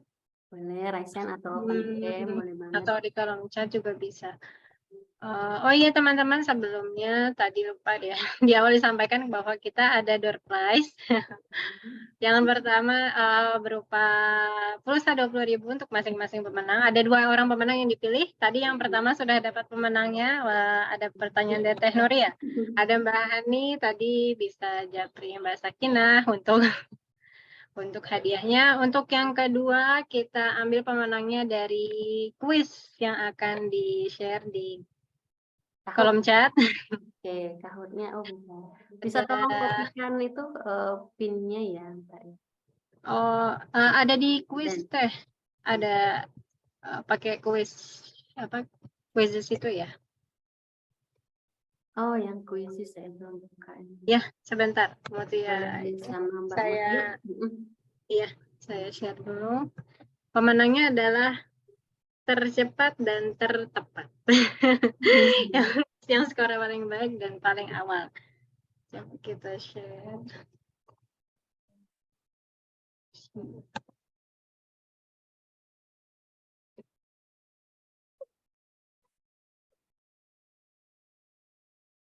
Oh, Mbak dikirimnya DM. Salah ya. Iya, buat jadi DM ya. Iya nih. Coba saya copy. Sebentar jadi.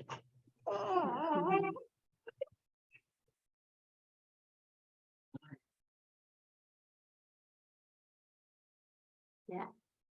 Nah. Boleh ya. Yang mau ikutan boleh klik linknya. Tadi kita nyiapin ada kuisis, ada Kahoot ya. Ini pada rajin-rajin nih Ciha benar.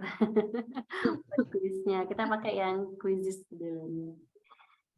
Boleh teman-teman nanti silakan ya, bisa. Saya coba buka ya. Udah mulai kah Mbak? Langsung aja kayak gitu? Ya. Oh, saya share screen dulu ya. Coba.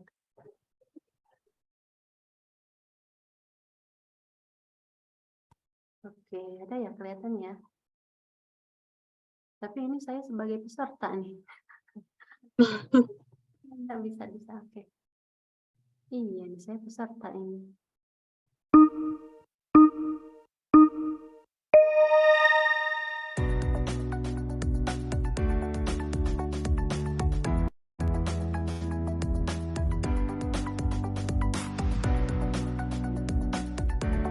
Ini saya yang kerja loh Mbak. Bukan yang teman-teman. Kayak teman-teman yang dari Mbak Mutia Putri.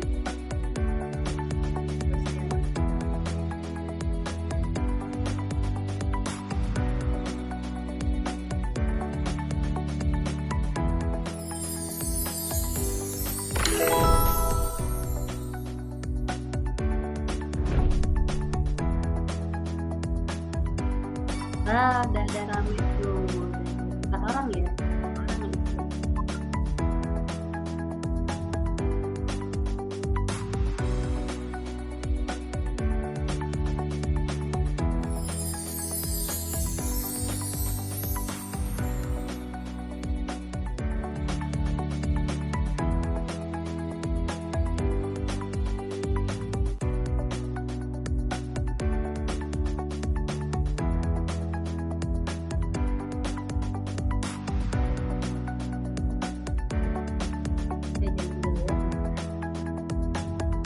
Kalau saya jawab ini nggak apa-apa kayaknya ya.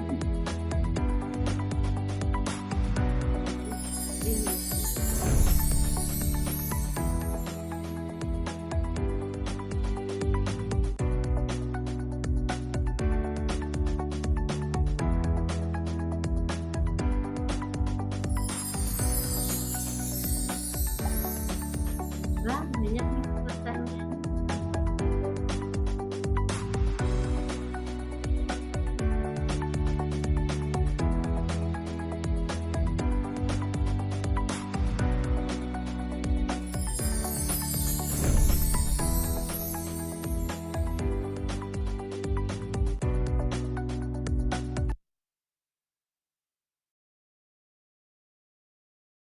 Lihat hasilnya kayaknya di Mbak Mutia deh, karena ini saya sebagai peserta.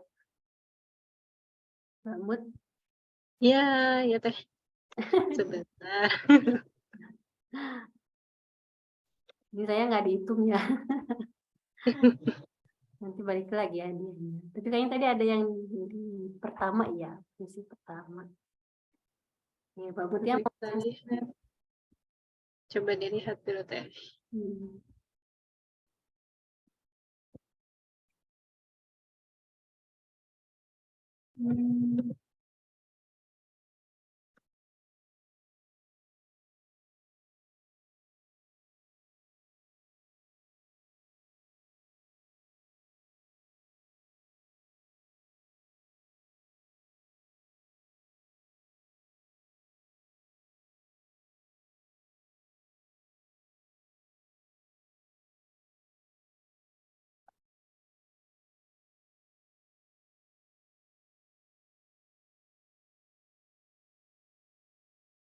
Nah, Mbak,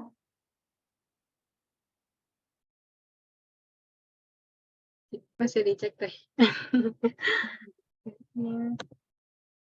kalau share screen bisa biar yang lain pada lihat siapa nih yang di posisi 1. Iya. Coba di sini ini jadi ini juga. Atau dibacain aja nomor 1-nya siapa. Ya bisa nih, bisa Teh. Sebentar. Oke. Oh, kita belum foto bareng ya, Mbak Mut? Ya, Lupa nih. sebelum selesai Teh. Siap, jangan dulu kabur ya. Kita foto dulu nih. Mumpung masih rame. Boleh sambil siap-siap dulu barangkali yang mau open kamera. Boleh-boleh sambil nunggu Mbak Mutia ya. Kita open cam dulu. Hai, ada Mbak Baida, Mbak Melati, Mbak Meli. Ayo yang lain ditunggu, ayo buka buka kameranya. Kita foto sama saya ya Mbak Mut di capture-nya, boleh? Nah, ada Mbak Hani nih, pemenang kuis kita yang pertama, ada Mbak Hani. Mbak Sakina. Mbak Hani nanti jangan lupa ya, kalau panitianya lupa dicolek aja. Colek saya boleh. Oke. Ada lagi yang mau ikut? Asik, Kadek buka kamera. Terima kasih Kak Elva sudah sempat hadir. Senang banget ada Kak Elva. Terima kasih ya sudah diundang. Sama-sama. Keren.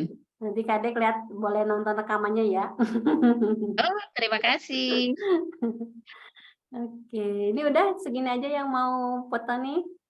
Oke, kalau udah saya izin capture ya teman-teman. Mau gaya apa kita? Gaya menyelam, gaya batu, gaya enggak. Oke. Ya, siap-siap ya. 1, 2, 3. Oke, 1 kali. Tadi ya saya kopas dulu ya.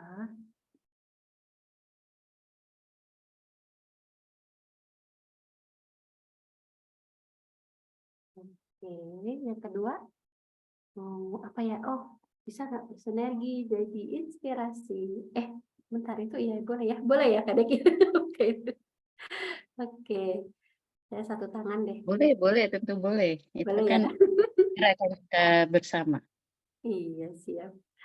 Oke, saya izin 1 tangan ya, karena satunya mau capture. 1, 2, 3. Oke. Udah 2 kali aja atau mau 10 kali? Oke, makasih semuanya. Terima kasih Kakak Elva. Mbak Terima Mel. kasih semua ya. Maaf tadi saya membersamai City Leader dulu, baru bisa bergabung. Selamat belajar teman-teman. Terima kasih Mbak Elva.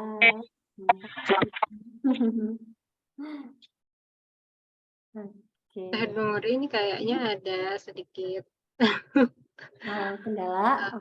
itu kendala. Ya nanti kita informasikan di grup siapa pemenangnya Apa ya. pemenangnya? Nanti di capture ya pemenangnya. Oke, Ya, siap. Oke, itu saja baik. dari saya. Saya kembalikan ke Teman- Mbak Mutia untuk menutup agenda kita pada siang hari ini. Silakan Mbak Mutia. Ya, baik teman-teman, terima kasih untuk kehadirannya siang hari ini. Semoga materi yang Teh Nuri sampaikan bermanfaat untuk semuanya. Sebelum ditutup, Teh Nuri ada 1-2 kata atau beberapa kata untuk disampaikan. Udah aja kayaknya, udah cukup. Sudah cukup, sudah banyak banget ya Teh. Baik teman-teman, saya Mutia dari CH Benar.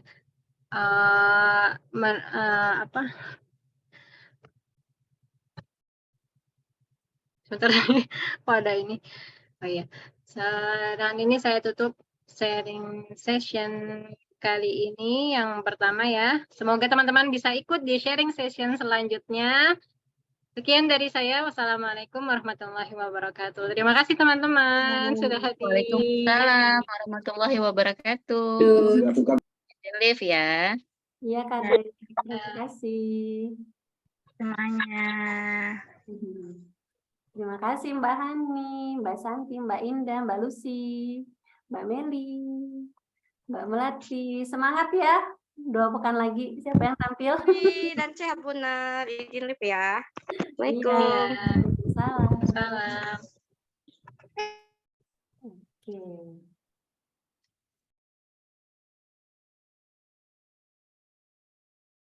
Oke.